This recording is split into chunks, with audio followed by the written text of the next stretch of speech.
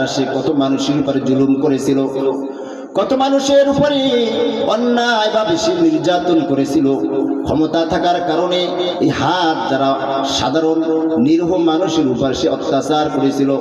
এই হাত দ্বারা সে বিভিন্ন গুনাহের কাজে লিপ্ত ছিল। আপনার আমার বিরুদ্ধে হাত সাক্ষী দেওয়া শুরু করে দেবে। ওয়াতাশহাদু আরজুলুহুম বিমা কানু ইয়ামালুন। হাত সাক্ষী দেওয়ার পরে 2 নম্বরে যে সাক্ষী, 3 নম্বর কয় নম্বর সাক্ষী ভাই? 1 নম্বর সাক্ষী হলো জমিন, 2 নম্বর সাক্ষী হলো হাত, 3 নম্বরে যখন সাক্ষী শুনাই যে আরজুলুহুম বিমা কানু ইয়ামালুন, পা আপনার আমার বিরুদ্ধে সাক্ষী দেওয়া শুরু করে দেবে।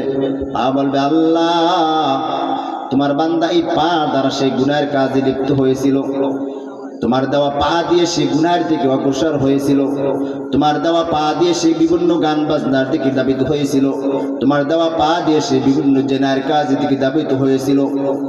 3 নম্বর সাক্ষী যখন দেওয়া শেষ হয়ে যাবে, দুনিয়ার ভিতরে কত মানুষের পা নেই, কত মানুষের হাত নেই।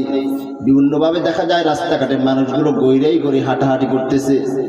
চিন্তা করতে পারেন যাদের পা নেই, যাদের হাত নেই তারা তো হয়তো বেঁচে যাবে না, যাদের হাত নেই পা নেই তারাও বাঁচতে পারবে না। সেই কথাই আল্লাহ তাআলা কোরআনের ভিতরে বলতেছেন, হাত্তা ইদা মা জাবুহা শাহিদা আলাইহিম সামউহুম ওয়া আবসারুহুম ওয়া জুলুদুহুম বিমা কানু ইয়ামালুন।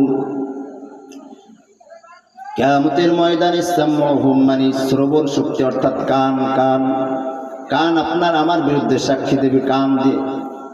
কেননা অনেক মানুষের হাত না থাকুক, পা না থাকুক, কিন্তু কান আছে। কি আছে?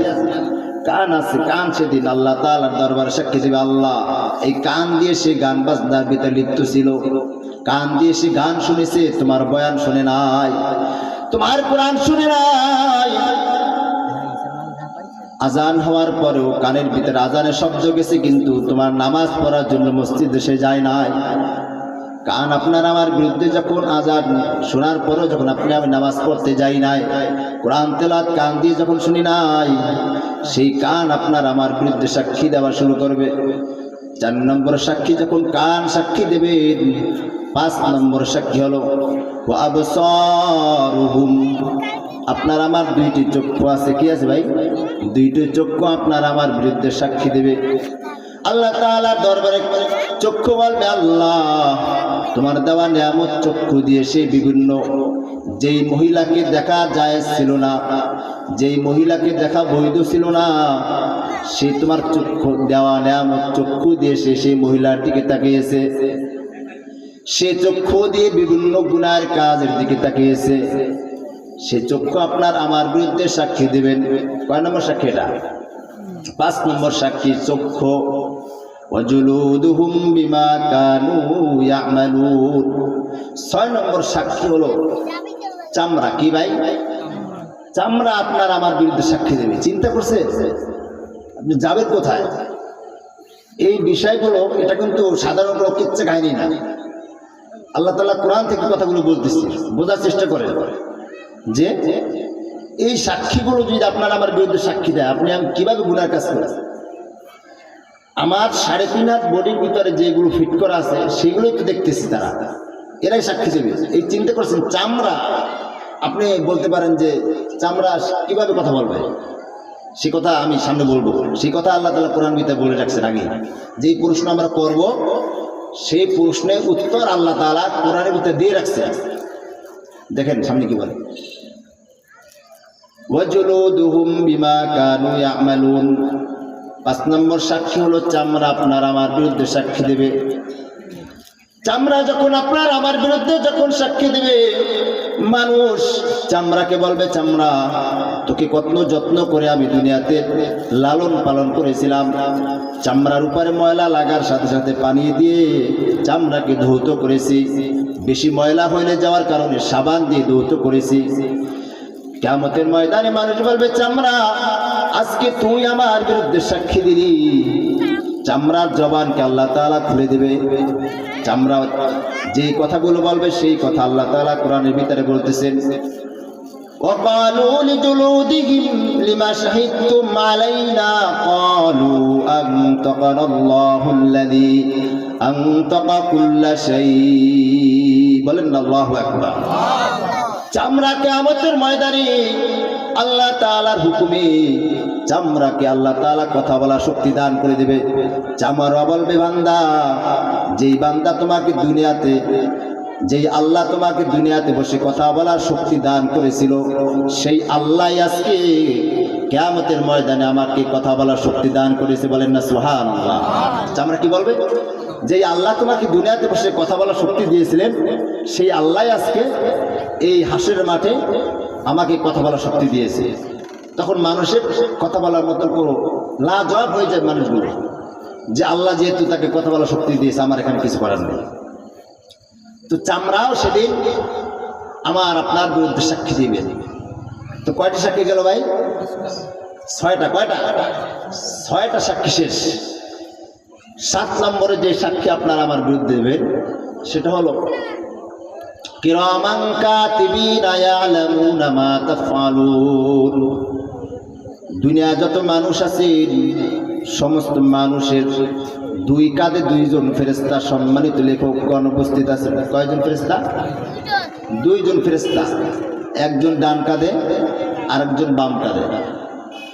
আল্লাহ তাআলা দুনিয়াতে যত মানুষ পাঠিয়েছে, সমস্ত মানুষের সাথে 2 জন ফেরেশতা জন্ম থেকে নিয়ে মৃত্যুর আগ পর্যন্ত তার 2 কাঁধে 2 জন ফেরেশতা নিযুক্ত করে দিয়ে গেছেন।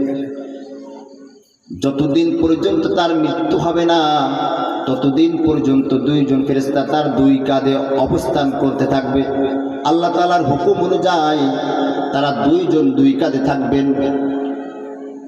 ডান কাঁধে ফেরেশতা, তার দায়িত্ব হলো মানুষ যখন নেক কাজ করে, কি কাজ?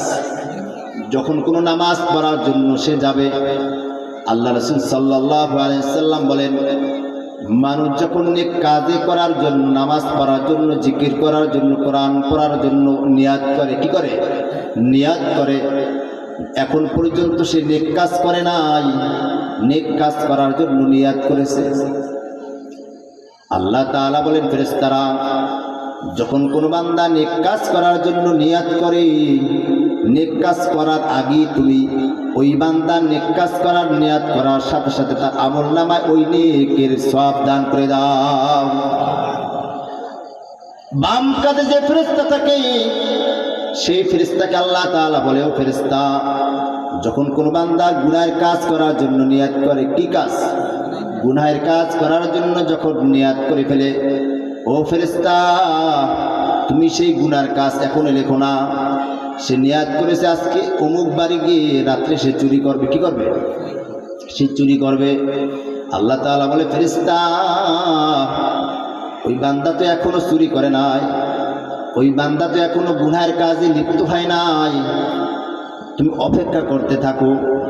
যতক্ষণ পর্যন্ত সে গুনাহের কাজে লিপ্ত না হবে, যতক্ষণ পর্যন্ত সে গুনাহের কাজ না করবে, ততক্ষণ পর্যন্ত ফেরেশতা তুমি তার আমলনামায় গুনাহ লেখো না। আর নেক কাজের যে ফেরেশতা ডান কাঁধে, তাকে বলতেছে, ও ফেরেশতা, আমার বান্দা নেক কাজ করুক বা না করুক, সে নিয়াত করেছে। সে কি করেছে ভাই? সে নিয়াত করেছে আগামীকালকে একটু রোজা রাখবে। কি করবে? রোজা রাখবে। আল্লাহ তাআলা বলো, ফেরেশতা, সে এখনো রোজা রাখে না, নিয়াত করার সাথে সাথে তুমি তার আমলনামায় ওই রোজা রাখার সওয়াব লিখে দাও। বলে না সুবহানাল্লাহ। আল্লাহ তাআলা কত দয়ালু, আল্লাহ তাআলা কত দয়ালু। ইন্নাল্লাহা গফুরুর রহিম। আল্লাহ তাআলা অমুক এক আয়াতের ভিতরে বলেন, ইন্নাল্লাহা ইউহিব্বুত তাওয়াবিনা ওয়া ইউহিব্বুল মুতাতাহহিরিন। আল্লাহ তাআলা তওবাকারীকে পছন্দ করেন। কাকে পছন্দ করেন? তওবাকারীকে পছন্দ করেন। মুসলমান বান্দা, আল্লাহর গোলাম, দুনিয়ার ভিতরে মানুষকে আল্লাহ তাআলা পাঠিয়েছেন, আদম সন্তানকে। তার ভিতরে একটি 2টা দিক তার ভিতরে লিখে দিয়েছেন। একদিক হলো সে গুনাহ করার জন্য গুনাহের দিকে ধাবিত হবে, আর একটা দিক হলো সে নেক কাজ করার জন্য নেকের দিকে ধাবিত হবে। কিন্তু আল্লাহ তাআলা তো 2টা দিক রেখে দিয়েছেন। এই নেক কাজ করার জন্য যখন আপনি ধাবিত হবেন, তখন আল্লাহ তাআলা খুশি হয়। আর যখন আপনি গুনার কাজ করার জন্য গুনার দিকে অগ্রসর হবেন তখন শয়তান খুশি হয়ে যায়। কি খুশি হয়? শয়তান খুশি হয়ে যায়। আল্লাহ তাআলা বলেন, ও বান্দা, আমি তো ইন্নাল্লাহা ইউহিব্বুত তাওয়াবিন, আমি তো তওবাকারীকে পছন্দ করি। আমি কাকে পছন্দ করি? আল্লাহ তাআলা বলেন, আমি তওবাকারীকে পছন্দ করি। ও বান্দা, আমি তো জানি তুই দুনিয়া থেকে এসে অনেক গুনার কাজে লিপ্ত হয়ে যাবি। তুই বিভিন্ন শয়তানের ওয়াসওয়াসায় পড়ে তুই গুনাহের কাজে লিপ্ত হয়ে যাবি। গান বাজনা তোমার কাছে ভালো লাগবে, হারাম তোমার কাছে ভালো লাগবে, হালাল তোমার কাছে ভালো লাগবে না, অন্য মহিলার দিকে তাকানো তোমার কাছে ভালো লাগবে। ও বান্দা, আমি জানি তুমি গুনার কাজে লিপ্ত হয়ে যাবা। ও বান্দা, কিন্তু তুই যদি একবার আল্লাহ বলে আমাকে ডাক দিতে পারো, তুই যদি একবার আমার কাছে যদি কাটি দিলে তওবা করতে পারো, ও বান্দা, তোর জীবনের সমস্ত গুনাহ আমি মাফ করে দেব।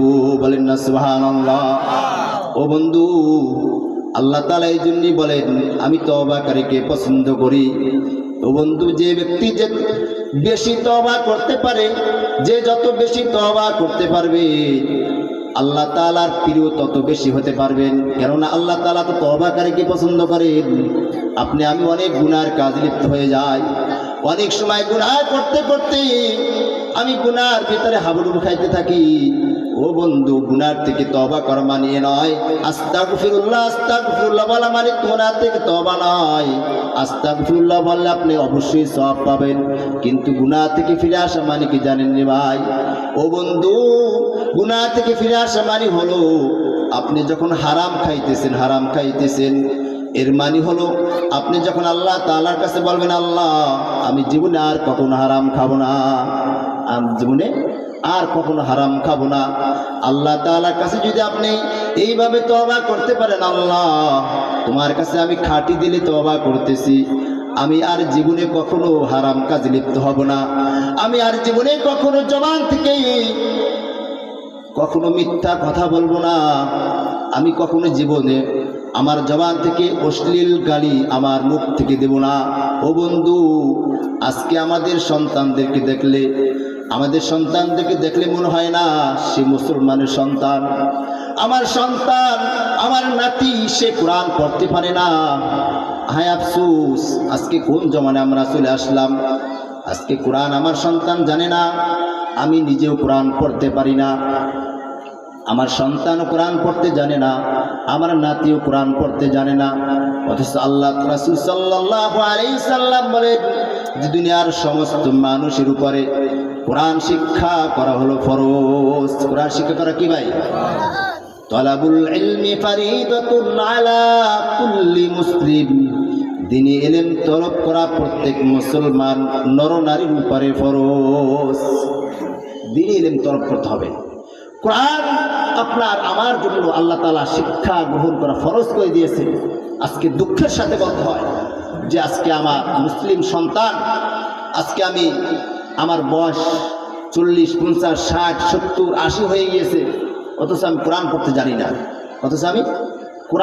জানি না। কি জবাব দেবেন আল্লাহর কাছে গিয়ে? কি জবাব দেবেন? সেই কথায় আল্লাহ রাসূল হাদিসের ভিতরে বলেন, কি বলেন? যে তুমি কুন আলিমান আও মুতাআল্লিমান আও মুহিব্বান, যে তুমি আলেম হও। কি হও? আলেম হও। যদি তুমি আলেম না হতে পারো, আমরা কি এখন চাইলে সকলে আলেম হতে পারবো? আমরা কি সকলে এখন মাওলানা মুফতি হতে পারবো? আমরা কি হাফেজ হতে পারবো? সেটা আল্লাহ রাসূল জানতেন, আল্লাহর মাধ্যমে জানতেন ওইভাবে। তো আল্লাহ রাসূল সাল্লাল্লাহু আলাইহি ওয়াসাল্লাম বলতেছেন যে কুন আলিমান, তোমার যদি সম্ভব হয় তুমি আলেম হও। আর যদি আলেম হওয়ার মতন ক্ষমতাও যদি তোমার ভিতরে না থাকে, আলেম হবা কিন্তু তোমার সেই সময় নেই, সাংসারিক কাজে বিভিন্নভাবে ব্যস্ততা থাকা লাগে, ব্যবসা বাণিজ্যের কারণে বিভিন্ন ব্যস্ততা থাকা লাগে। ও বন্ধু, আল্লাহ রাসূল বলেন আও মুতাআল্লিমান, তুমি যদি আলেম না হতে পারো, আলেমের ছাত্র হও। ও বন্ধু, ছাত্র হওয়ার মাত্র সময় আমাদের হাতে নেই, কেননা আমাদের সাংসারিক কাজে বিভিন্ন ব্যস্ত থাকা লাগে। এর জন্য যত সম্ভব আলেমের ছাত্র হতে হবে। আপনার ইমাম সাহেব, আপনার এলাকার আশেপাশে কত মানুষ আছে, কত হাফেজ আছে, কত আলেম আছে, তার কাছে আপনি গিয়া কিছু সূরা মশক করেন, তার কাছে গিয়ে আপনি কোরআন তেলাওয়াত শিক্ষা অর্জন করেন। সেই কথাই আল্লাহ রাসূল বলতেছেন, আও মুতাআল্লিমান, তুমি যদি আলেম না হতে পারো তুমি আলেমের ছাত্র হও, তার কাছে গিয়ে তুমি কোরআন শিক্ষা অর্জন করো। কিন্তু সেই সময় যদি তোমার কাছে না থাকে, তুমি আলেমের পরামর্শ অনুযায়ী তোমার জীবনকে পরিচালনা করো। কি মাধ্যমে? আলেমের পরামর্শ অনুযায়ী। আমাদের দুনিয়াতে চলার জন্য তো আলেমের পরামর্শ দরকার হয় না, কারণ আমি নিজেই পণ্ডিত। চার দোকানে, বাজারে, দোকানপাটে গেলে দেখা যায় যে জীবনও কখনো নামাজে মসজিদে তাকে পাওয়া যায় না। 24 ঘন্টা যখনই দেখি তখনই তার মুখে একটি বিড়ি ধরানো থাকে। কি ধরানো থাকে? বিড়ি ধরানো থাকে। মুখ থেকে সর্বদা অশ্লীল গালাগালি বের হতে থাকে। মুখে দাড়ি নাই, নামাজ রোজার ধার কাছেও নেই, অথচ তাকে দেখা যায় কোরআন হাদিস নিয়ে বিশাল আলোচনা করতেছে। কি আলোচনা? সে পণ্ডিত, মহাপণ্ডিত। বন্ধু, এই পণ্ডিত তো কোনো কাজে আসবে না। আপনি অনেক কিছু জানেন, আপনাকে যদি এখন এখানে বসেই দেওয়া হয়, আপনি 2 ঘন্টা বয়ানও করতে পারবেন। এমনও পণ্ডিত অনেক আছে, বিভিন্ন ধরনের কিচ্ছা কাহিনী ঘটনা বলে 5 ঘন্টা 6 ঘন্টা কাটাই দিতে পারে। এমনও ব্যক্তি মুরব্বীদের ভিতরে আছে। কিন্তু নিজেকে একটু চিন্তা করেন যে আমি কি করতেছি। আল্লাহ তাআলা আমাকে দুনিয়াতে পাঠাইলেন, আমার বয়স আজকে দাড়ি পেকে গিয়েছে, বয়স হয়ে গিয়েছে, হয়তো কিছুদিনের ভিতরে দুনিয়া থেকে চলে যাব, কিন্তু কি অর্জন করলাম দুনিয়াতে বসে? কি অর্জন করলাম? একটু মাঝে মাঝে চিন্তা করেন, মাঝে মাঝে চিন্তা করেন। কিয়ামতের ময়দানে যদি আল্লাহ তাআলা বলেন, ও বান্দা, তোকে তো আমি সৃষ্টি করেছিলাম আমার ইবাদতের জন্য, দুনিয়ার সমস্ত বিষয়কে তুমি সময় দেওয়ার জন্য নির্ধারিত সময় রেখে দিয়েছিলে, সংসারের জন্য আলাদা সময় মেনটেন করেছিলে, ব্যবসার জন্য তুমি আলাদা সময় নির্ধারণ করে রেখেছিলে, মোবাইল চালানোর জন্য আলাদা সময় নির্ধারণ করে রেখেছিলে, স্ত্রীকে সময় দেওয়ার জন্য আলাদা সময় তুমি নির্ধারণ করে রেখেছিলে, সন্তানকে আলাদা সময় দেওয়ার জন্য নির্ধারণ করে রেখেছিলে, ঘুমের জন্য আলাদা সময় নির্ধারণ করে রেখেছিল, তুমি গোসলের জন্য আলাদা সময় তুমি নির্ধারণ করে রেখেছিলে। কিয়ামতের ময়দানে যদি আল্লাহ তাআলা বলে, বান্দা, তোকে যদি আমি দুনিয়ার কাজের জন্য তো সৃষ্টি করি নাই, তুই আমি মাওলার জন্য কি সময় নির্ধারণ করে রেখেছিলি? কিয়ামতের দিন যদি আল্লাহ আপনার আমার কাছে যদি সেই প্রশ্ন করে, কি জবাব দেব বান্দা? ও বন্ধু, কি জবাব দেব আল্লাহর কাছে? কি জবাব দেব? আল্লাহ তাআলা বলে, যদি বান্দা দৈনিক 5 বার মুয়াজ্জিন মসজিদ থেকে আযানের মাধ্যমে তোমাকে ডাকছিল মসজিদে, কিন্তু তুমি আযানের সাড়া দিয়ে মসজিদে যাও নাই, কিয়ামতের ময়দানে যদি আল্লাহ তাআলা আপনাকে আমাকে যদি সেই প্রশ্ন করে, সেই প্রশ্নে উত্তর দেওয়ার মতো ক্ষমতা আপনার আমার থাকবে না। ও বন্ধু, কিয়ামতের ময়দানে আল্লাহ তাআলার রহমত ছাড়া কেউ সেদিন শাফায়াত পাবে না। আল্লাহ তাআলার রহমত ছাড়া কিয়ামতের ময়দানে কেউ জান্নাতে যেতে পারবে না। তাই মানে এ নয় আপনি আমি নামাজ ছেড়ে দেব। নামাজ ছেড়ে কি আল্লাহ তাআলার রহমতের আশা করা যায়নি বান্দা? না না, এটাতে এমন উদাহরণ বিবাহ ছাড়া সন্তানের আশা করা। বিবাহ ছাড়া যেমনিভাবে সন্তানের আশা করা যায় না, তেমনিভাবে নামাজ রোজা ছাড়াও আপনি জান্নাত পাবেন কি এটাও আশা করা সম্ভব নয় বন্ধু। এর জন্য সব বিষয়কে আপনি সময় দিতেছেন, অথচ যে আল্লাহ আপনাকে আমাকে সৃষ্টি করলেন সেই আল্লাহকে সময় দেওয়ার মতন সময় আপনার আমাদের নেই। তো যেই সাক্ষীর কথা বলতেছিলাম, কয়টা সাক্ষী বলেছিলাম? 7টা সাক্ষী বলেছিলাম।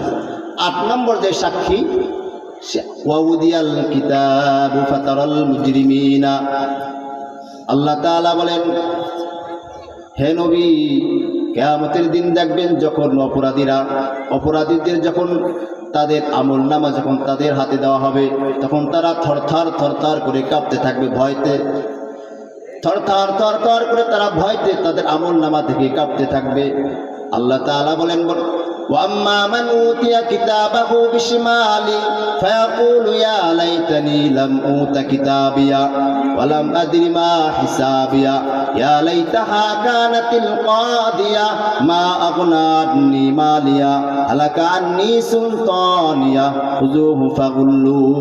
ও বন্ধু, কিয়ামতের ময়দানে যখন মানুষকে তার গুনাহগার বান্দাকে যখন তার বাম হাতে আমলনামা দেওয়া হবে, তখন তার আমলনামা পেয়ে সে কান্তা শুরু করতে থাকবে আর আফসোস করে বলতে থাকবে, মা আগনা আন্নি মালিয়া হালাকা আন্নি সুলতানিয়া, হায় হায় আজকে আমার মাল কোথায় গেল, মাল কোনো কাজে আসলো না, আমার আজকে বাদশাহী কোনো কাজে আসলো না, আজকে বাদশাহী আমার ধ্বংস হয়ে গেল। এই বলে বলে তারা আফসোস করতে থাকবে, ইয়া লাইতাহা কানাতিল কাদিয়া মা আগনা আন্নি মালিয়া হালাকা আন্নি সুলতানিয়া। ও বন্ধু, কিয়ামতের ময়দানে মানুষগুলোর বিরুদ্ধে যখন এই 8টি সাক্ষী যখন দাঁড়িয়ে যাবে, কয়টি সাক্ষী ভাই? 8টা সাক্ষী আপনার আমার বিরুদ্ধে দাঁড়িয়ে যাবে। এর জন্য এই সাক্ষীগুলো নিজের ভিতরেই অবস্থান করতেছে। এই বিষয়গুলো যখন মানুষের চিন্তার ভিতরে চলে আসে, মানুষ যদি এই সাক্ষীর কথা যদি একবার চিন্তা করতে পারে, তাহলে ওই মানুষ দ্বিতীয়বার গুনার কাছেও যেতে পারে না। আল্লাহ তাআলা আমাদের সকলকে নিজের জীবনকে ইসলামের উপরে চলার তৌফিক দান করুন।